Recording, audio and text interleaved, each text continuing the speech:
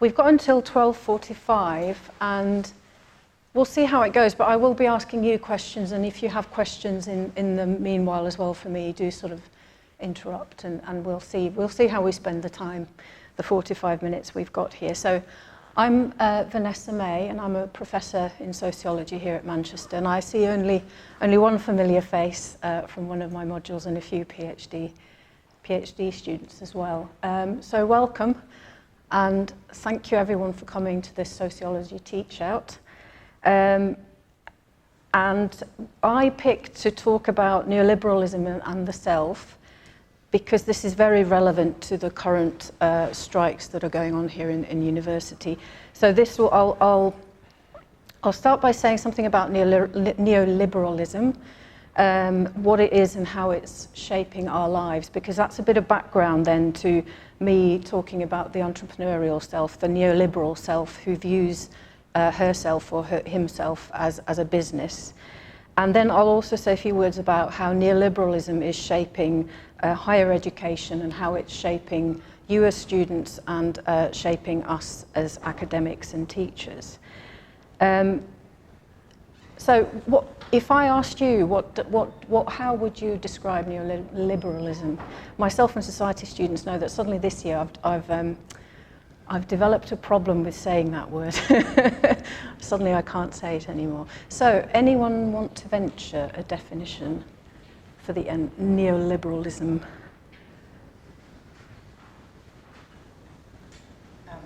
Yeah. I've kind of heard it being talked about as kind of this overall trend towards an individualization, depoliticization of ideas. Exactly. Neoliberalism to do with mental health, the kind of shift towards it being someone not being able to cope as opposed to more structural issues that are perhaps causing problems. Exactly, you hit the nail on the head. So one of the effects that especially we feel on ourselves from neoliberalism is that the focus shifts onto the individual. So like I'll be talking later on about resilience. So we're all meant to manage ourselves and manage our emotions. We all need to sort of manage ourselves in order to become resilient. And when the focus shifts onto the individual, exactly like you said, that we're no longer looking at the structural inequalities that might be causing whatever anxieties or other issues that people are having to deal with. So neoliberalism is characterized by individualization and the withdrawal of the state. So it kind of it links with the idea of shifting the responsibility onto the individual, links with this idea of state retrenchment. So, for example, welfare services have been curtailed in this country and in many other countries, even in the so-called kind of the Nordic countries, which are known as kind of ideal welfare states. Also there we can see welfare state retrenchment. And also the introduction of market logic. So everything is now supposed to run as a business, including universities, as we'll come to in a minute. But another thing about neoliberalism is that it's often linked to this notion of freedom, that people should be free to choose who they are, how they lead their lives, and so on. So there wouldn't be what right-wing politicians love to call the nanny state. So there shouldn't be a nanny state governing us. But when we look at neoliberalism more closely, we see that there is actually high degrees of intervention and regulation by introducing market principles of competition into all kinds of areas of life. And like I said, universities are a really good example of this, because universities in the past, when I started my career as an academic, universities were not governed by market principles of competition and business. So like I said, this is kind of some background to what's going on in universities at the moment, and how the marketization of higher education is shaping universities and therefore shaping our experiences of what it's like to work and study in a university. So like we pointed out earlier, in neoliberalism there's an increased, oh yummy, cakes, help yourselves, thank you Luke. There's an increased focus on the individual and individual responsibility. So for example, when it comes to your career, your employment, there's this idea that it's up to you whether you're a quote-unquote success. I seem to be using lots of scare quotes today. And there's also, so Imogen Tyler, for example, has written about neoliberal citizenship, meaning that citizenship is no longer the right of everyone, so it's no longer an inalienable right, but rather citizenship is something that should be earned through work. So we see this sort of in the increase of so-called workfare policies set by, for example, UK governments and the US governments in particular. So there's this idea that you're not considered a quote-unquote proper citizen unless you work, and in this way you contribute financially to the state. And the thing about neoliberalism is it's become so widespread, it's now seen as the common sense. And I think you're probably the generation who's grown up with this idea, with these kind of marketized ideas about education and all areas of life. Whereas I was born in 1970 and I grew up in a Nordic country, which means that I grew up with these ideals of solidarity, welfare state, and so on. So the world for me has become a very confusing place now with how widespread neoliberalism has become. And then, of course, the global financial crash of 2008 only made things worse. So we've had a sort of an age of austerity ever since the 2008 financial crash. And this has meant that sort of people's real wages have either declined or stagnated. So there's been a decrease in kind of quality of life for most people. There's also been a rise of the working poor. So people who might work or might even have two jobs and yet can barely manage to scrape enough money together to pay their rent and feed themselves and their children.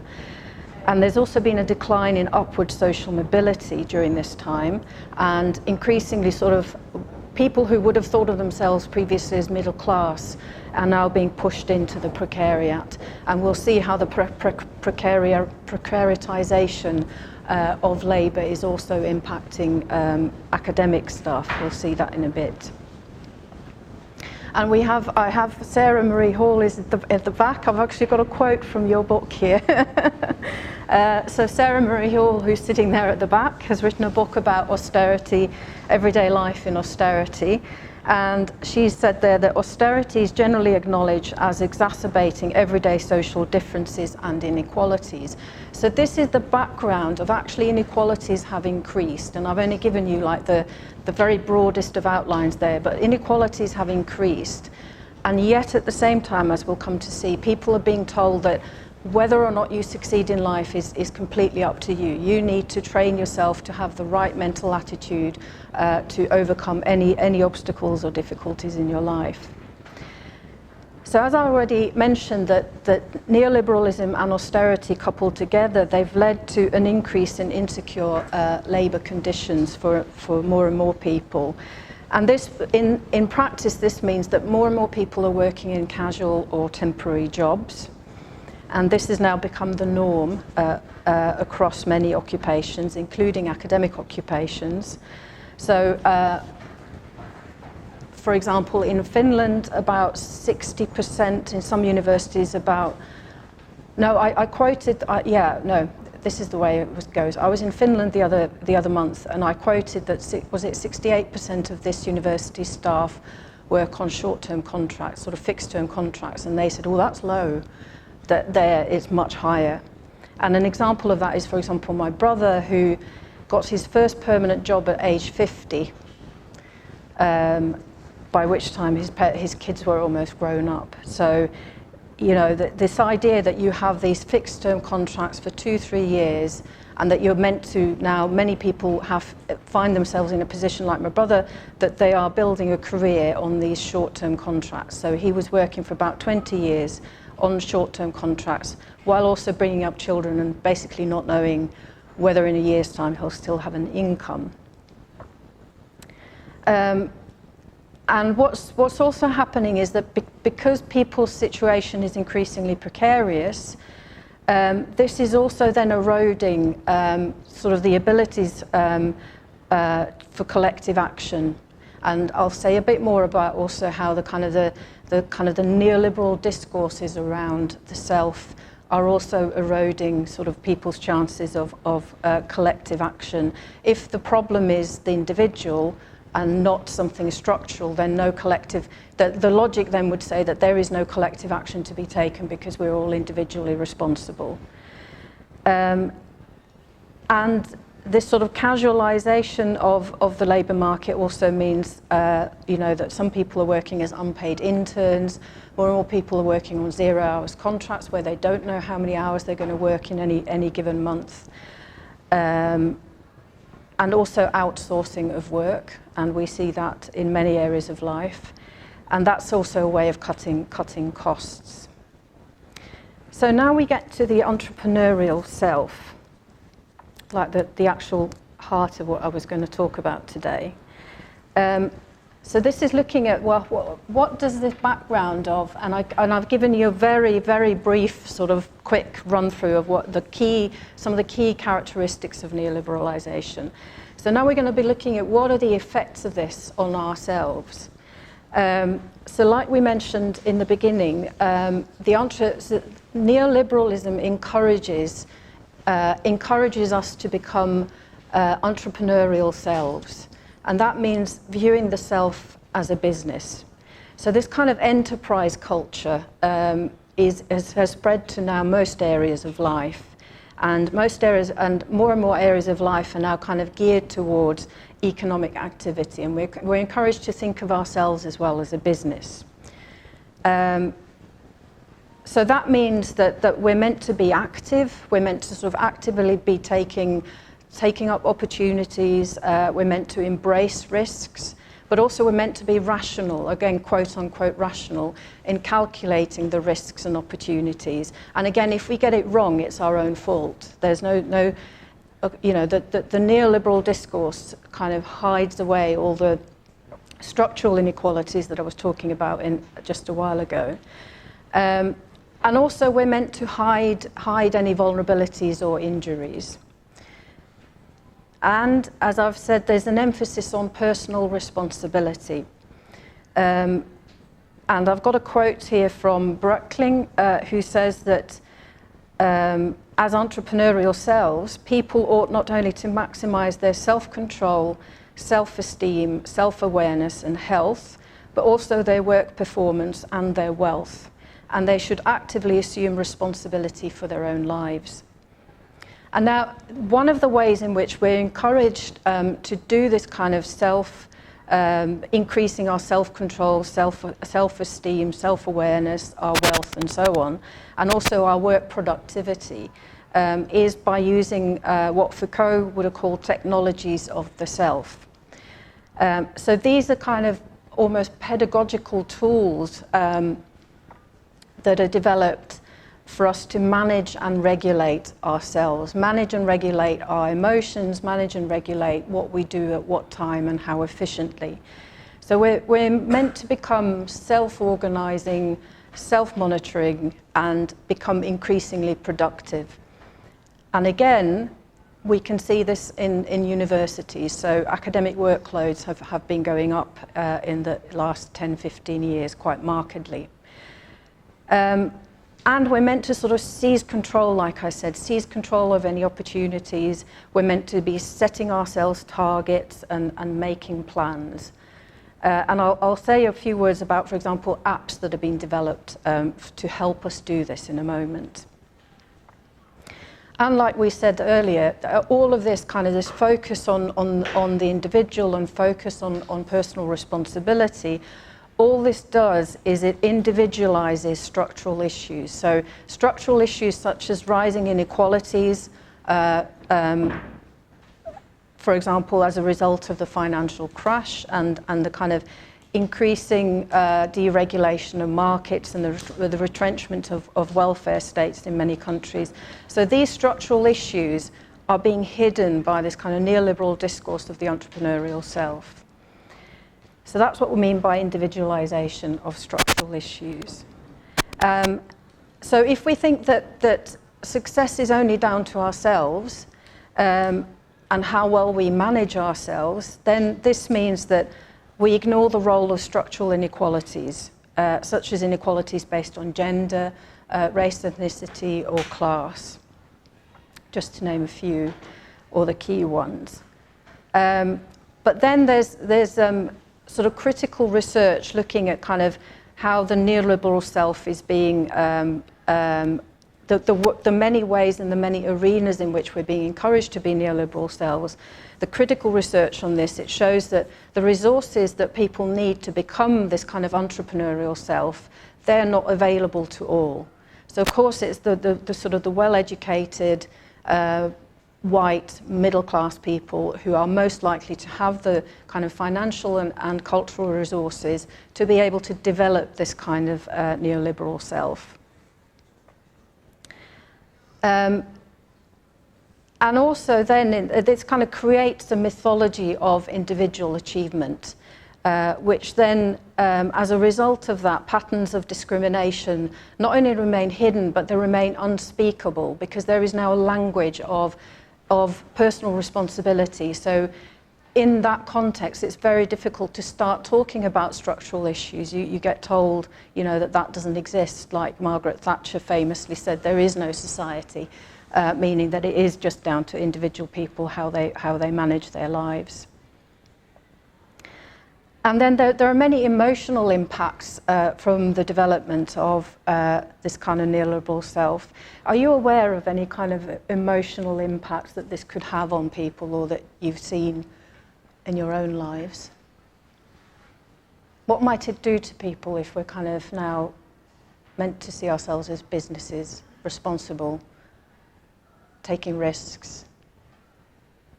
I guess it's like a tendency to only view ourselves as valuable when we're being productive. Yeah. Yeah. So whenever we're having a day when we don't do anything, for example, we just have like very low self-esteem. Yeah. So there are issues around sort of self-esteem, and what might that do? Say, if you're going through a patch where that's happening a lot, what else might happen? Lower self-esteem, possibly. What else? Yeah. There was a book, I can't remember what it is, but it was talked by a Guardian journalist on the UK overwork situation, and she said that the UK is the most overworked country in Europe because people are so individual. And she used an example in Microsoft in London or somewhere. Yeah. And then she discovered that people are more stressed than others. Yeah. Because they are in this fixed contract, well, not fixed contract, but flexible contract. Yeah. Because they need to work harder and harder. So overwork a lot to meet the targets, but instead it eliminated by the system. Yeah, so higher rates of stress, partly due to workload issues, and that's good that you pointed that out, because so it's not only, I keep bringing up academia because of the strikes and because we are in a university, but this is happening across all kinds of occupations. So workloads are increasing, pressures are higher, and there's a kind of an increase in casualisation of labour, meaning that fewer people have permanent, fixed, safe contracts. And anxiety as well, we mentioned, so high levels of anxiety. So this has been sort of reported in research kind of across the board, that kind of anxiety, feeling of insecurity, stress, depression have been linked to neoliberalism. But the thing again is because this issue is individualized, rather than saying that, okay, there are kind of structural forces at work here which mean that more and more people are working under these conditions or living under these precarious conditions where they don't know whether they'll have enough money to pay for rent, for example. We are told to manage our own emotions. So we're told it's if you're having stress and anxiety, that's your issue. So you're then encouraged to use these technologies of the self to manage your emotions. So adversities are framed as personal crises rather than structural issues. So can you think of any technologies of the self that we could use? Well, the kind of massive rise of CBT in the UK, kind of Yeah. pretty much the only thing most people can access an iApp. It's actually a really interesting book I read recently called The Cognitive Behavioural Tsunami, kind of Yeah. someone looking at actually how that was implemented, kind of the ideology behind that, and how the kind of numbers are manipulated to make it look a lot more effective than it is. Yeah. In a lot of different ways. So Yeah. that kind of within the UK especially just shot up as kind of pretty much the only response you'll get if you look for help concerning mental health difficulties. Yeah, yeah. So again, that is kind of looking at what's perhaps wrong with the individual, what can be fixed in the individuals through CBT, cognitive behavioural therapy. You should be able to control the way you feel about something, control your reactions to something. Yeah, yeah. So very much leading into that. Oh, it's not about your situation, it's about how you react to it. Yeah. And minimising kind of any other external. Yeah, exactly. Yeah. So it is about regulating how you react to your situation. Any other? So there's. Oh yeah, yeah. Yeah, I've been looking to like secular mindfulness and how that's supposed to reduce the stress. When in reality, like we're just it's sort of similar to like CBT, we're just like coping. It's not actually like addressing like where the stress is coming from, and it's not really bringing in like it's sort of secularizing like quite a religious practice where you are aware of like, social problems.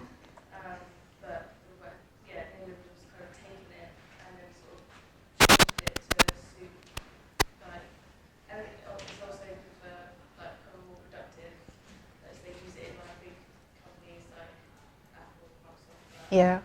big corporations, so that they become more productive and do more work. Yeah. And Yeah. And like yoga is used like that. So some companies will bring in a yoga instructor just to make people more productive, basically. And we can see that with lots of also like Eastern religions are being sort of commoditized, Buddhism, Hindu, there's, and often what will happen is that there's, bits and pieces are taken from different cultural traditions or religions and then sort of packaged in this kind of package of helping you regulate yourself. On that thought, like even like when something progressive is suggested, like a 3-day working, a 4-day working, it's always like this is going to be better for business. Like it's like everything that's progressive has to be framed in whether it's economically good for capital. Yeah, and it's all about productivity. And there's you, and then you can say Also another example would be, I guess, Ritalin and the tendency to view neurodivergence as something that has to be fixed in order to make us productive rather than something that needs to be understood and accommodated for. Yeah, that's a good point. And you had a... Yeah, kind of as you mentioned earlier, this idea of resilience, that someone should be able to cope with whatever situation and not kind of take into account that some people might have different levels of resiliences because of kind of perhaps their background, things like that. And this idea that instead of maybe being able to take a step down or say, okay, this is too much for me, there's this idea that you should just be able to cope with kind of whatever's thrown at you. And that it's, weak to take a step down or to take a step back from something. So that kind of idea of resilience and that kind of having to take that responsibility for being resilient when actually there's a lot more factors involving exactly. And for a lot of the kind of the resilience discourse, the kind of the imagined target for a lot of the resilience discourse is middle-class white women. And they're seen as the ideal resilient person. Yeah. You had a point as well.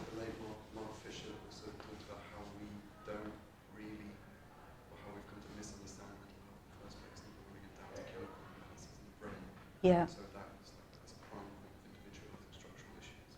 Yeah. Thereby the pharmaceutical industry.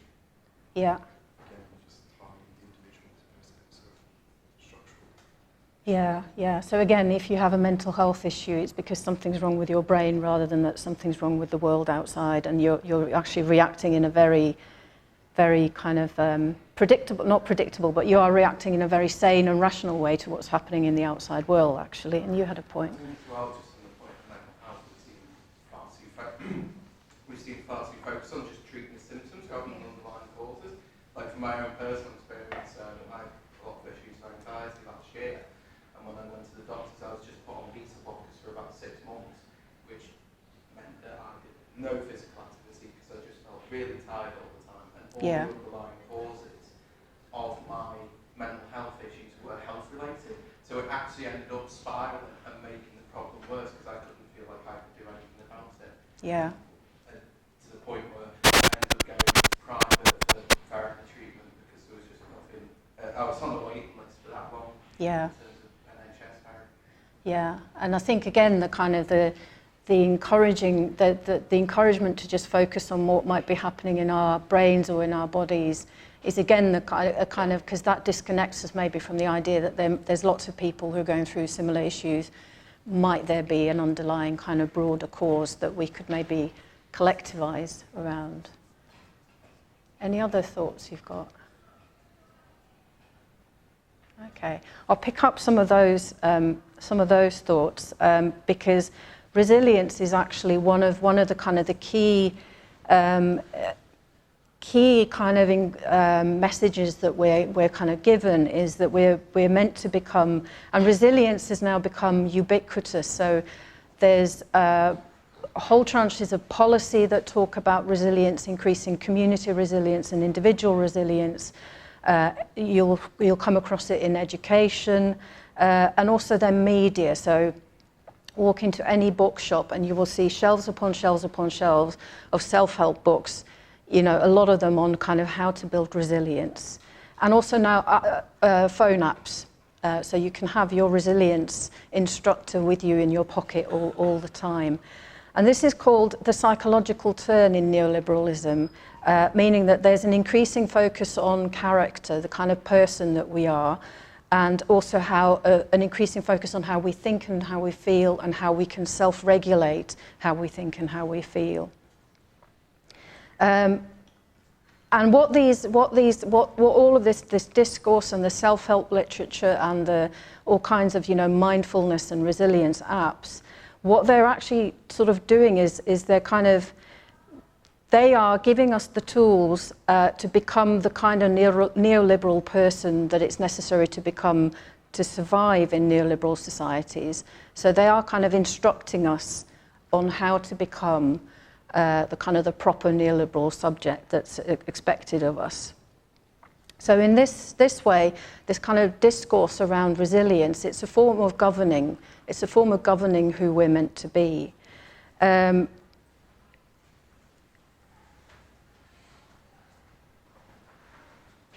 And as I mentioned, this discourse is particularly aimed at women at the moment because of gendered notions of how women and men are. You know, men are from Mars, was it? And women are meant to be from Venus. So the assumption is that women are more flexible than men. So it's almost like men are slightly a lost cause, but women are flexible to begin with because of their gender is the assumption, and therefore women are kind of amenable to this kind of discourse of self-help and resilience. So Gill and Orgard have done a wonderful paper called the Bounce-Backable Woman, where they looked at women's magazines, self-help manuals, and these resilience apps, and they looked at the ways they're gendered, they're very clearly gendered, and how they offer this kind of individualized discourse around resilience and how people need to develop the right resilience. So women's magazines, for example, like Marie Claire, have increasingly started to focus, for example, on work and how women might be able to combine work and having a family. At the same time, women's career opportunities have diminished, and there's as we've talked about earlier, there's been an increase in casualisation of the labour force. But in women's magazines, women are just told, it's up to you. You have to stay positive, and any kind of career setbacks that you have are just an opportunity to grow your resilience. And this again is silencing this kind of critique of any structural inequalities that might be leading more and more women to be in this situation where they are actually suffering from career setbacks. And I find these resilience apps fascinating as well. And I think they're fascinating, and Gill and Orgard, they point this out as well, is because they're very powerful tools in this governance of ourselves, and that governance is part of their appeal. So has anyone got any kind of app that keeps beeping at them every day, like, remember, this is the time you said you would do your mindfulness meditation, or you were going to do a yoga session now, or you were going to exercise now, or remember to eat properly, or there's any number of apps that are kind of telling us how to live our lives. And this is part of the appeal, is that sense that you've got like your personal trainer with you, that can tell you when you should do something, or when you're doing something right, or when you're doing something wrong. And if you start an app like this, it'll congratulate you every time you do a meditation, for example, or if you do a meditation 4 days in a row, it'll be like, congratulations, your current streak is 4 days. And you can also set these apps to sort of send you reminders. So it might kind of bling or beep, every so many hours, just to remind you. And this creates a kind of they're shaping our lives in a very intimate manner. And this is a kind of an intimate form of self-surveillance. And these apps are kind of, they're with us, they're tracking us, they're encouraging us, they're disciplining us. And in that way, they're much more effective than, say, self-help books. Because you might read a self-help book, you might get halfway through a self-help book, and you might then leave it and never go back to it again. But if you've got an app that's, unless you then disable the app, it's going to be more effective than reading a self-help book and then sort of half remembering what it said that you should be doing. And Gill and Orgard also point out that these apps, that they are targeted at white middle-class women, and they have a kind of, there's kind of a racialized, classed logics going on there as well. So usually, if you take these apps and you scroll through the photos, there's lots of beautiful photos of really kind of dreamy landscapes and so on. Any people in there tend to be white women. And it's often white women sort of gazing serenely at sunsets, or, in a sort of wonderful yoga pose. And there's usually kind of light coming through, kind of dappled through trees, and this kind of soft lighting. And then you'll have these kind of stock images of raindrops or ferns unfurling. And these are kind of stock images that are used in a particular form of consumption. Does it remind you, in which area of consumption do they use lots of photos of like beaches and beautiful mountains and raindrops? Does it remind you of anything? Sorry? Beauty, yeah, exactly, yeah, exactly. So it's the kind of the kind of white middle-class feminized world of spa hotels, beauty clinics, upmarket cosmetics. My partner is a graphic designer at the moment. He's doing graphic design for a cosmetics company, and that's all he's doing is like beautiful pictures of landscape, and raindrops and dew and all of that, and white women. And also then there's a colonial logic in operation here as well, say Gill and Orgard. And that is because that these apps, what they're doing is they're commodifying non-Western religious and cultural practices into a form of kind of soul treatment for the person using the app.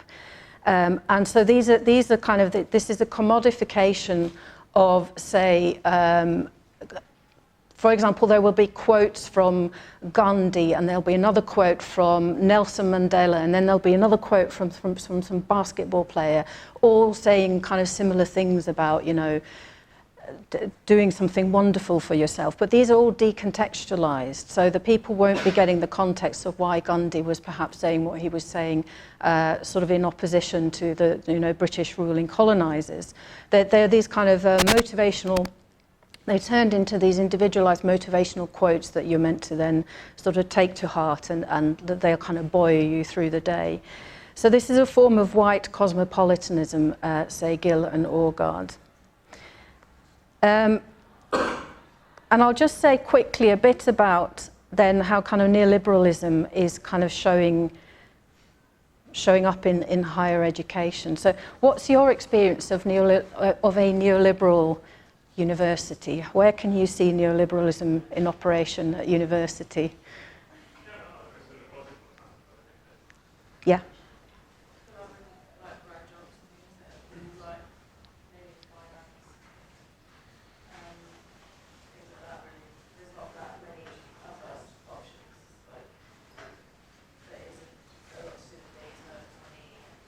Yeah, yeah. And you also see a lot of the universities are sort of closing down certain programs that are not sort of seen as business somehow business oriented or business friendly. Yeah. I may have an experience that goes beyond, or not beyond, goes beyond education. That's the dimension of the racialized experience. Yeah. Yeah. I grew up as a sort of migrant in East Germany, and I was the only migrant in a white German class. And my father, for example, said, if you want your classmates to consider you as equal, you have to work as twice as them and be as twice as better as them, so you will be considered as equal. And that's how it started, and it still is there somehow. Like this, being so competitive with the other race is part of. Yeah. Speaks to the neoliberal stuff as well. Exactly. Marketization of the racialized. Yeah. Yeah. And the way that competition is now sort of, it's so ingrained, and it's now taken to be the norm that of course we'll be competing. What else will we be doing? Yeah, yeah. And of course, I mean, one important way in which we see this is that you are paying very high tuition fees. I still remember the moment when the news came in, I think it was 2010, and ironically I was in Finland where university education is still free. I was in Finland when the news came that the tuition fees were going to be tripled, and I remember just feeling sick because I knew that was going to change. That was going to change the nature of education in a very fundamental way, and it has. It's transformed students into consumers. Yeah, go on. No, say. Yeah. Kind of on that note, because tuition fees are so high now, it kind of does very much put off people doing what they wanted to do. I do languages now, but I originally came to university for biomedicine. I had parents who didn't want me to go to university, and I kind of was able to go because, I was doing a STEM subject, which was kind of seen as higher value, etc. And I probably wouldn't have been able to go for actually what I'm doing now, which is for something else. Yeah. Because it's so much harder, especially if you don't come from a background where your family go to university. Yeah. For example, to kind of justify that in a lot of senses, a lot more people are kind of turning to apprenticeships and things like that because it's just not seen as viable for a lot of people to go to university. And again, because you're then meant to be like the rational consumer who's making the right choice for the right career in the future.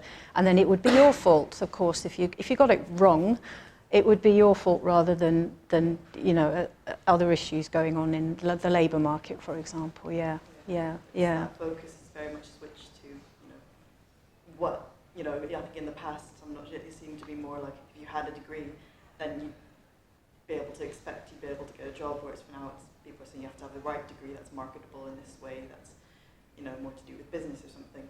It's more that sort of pressure that I guess students feel. Yeah. And that does it does change your experience of university, and it changes your relationship with us who are teaching you.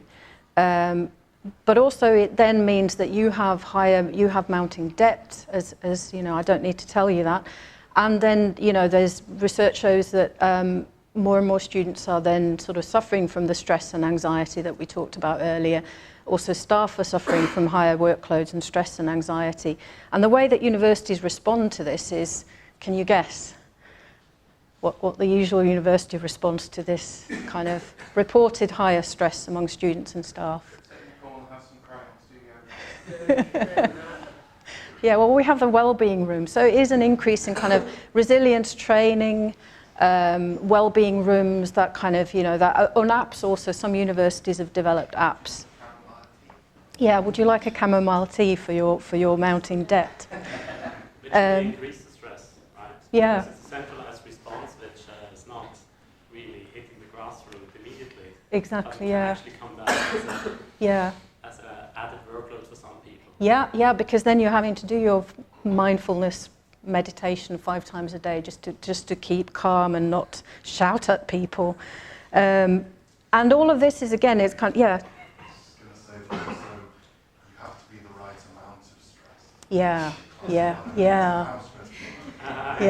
More stress to access service. Yeah, you're not a proper, you're not doing it properly if you're not super stressed. I mean, one reason I've basically stopped going on Twitter is because my Twitter feed is just full of stressed academics telling me how stressed they are, which then stresses me out even more, and I'm stressed enough as it is.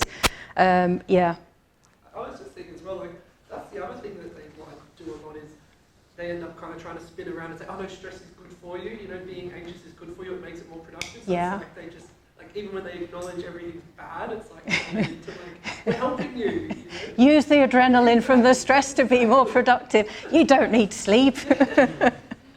Yeah, exactly. And it's kind of then this kind of focus on again, you know, the individual. It is sort of silencing a critique of structural inequalities. And